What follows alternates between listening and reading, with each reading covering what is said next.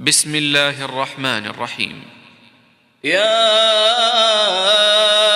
أيها المزمل قم الليل إلا قليلا نصفه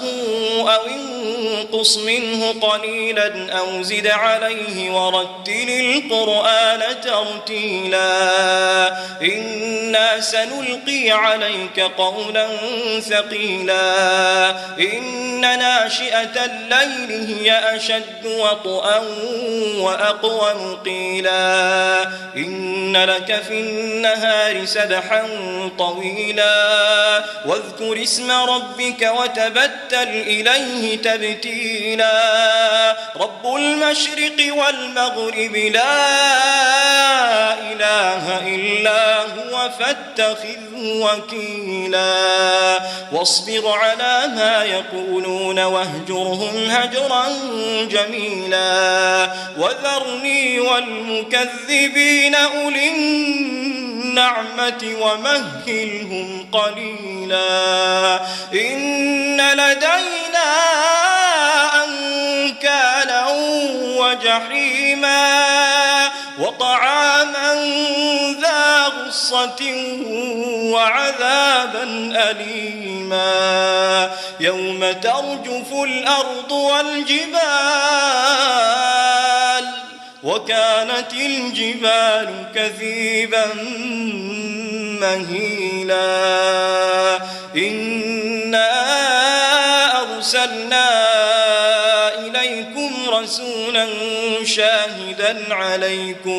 شاهدا عليكم كما أرسلنا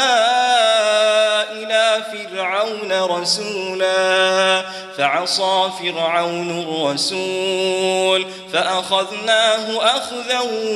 وبيلا فكيف تتقون إن كفرتم يوما يجعل الولدان شيبا السماء منفطر به كان وعده مفعولا إن هذه تذكرة فمن شاء اتخذ إلى ربه سبيلا إن ربك يعلم أنك تقوم أدنى من ثلثي الليل ونصفه وثلثه وطائفة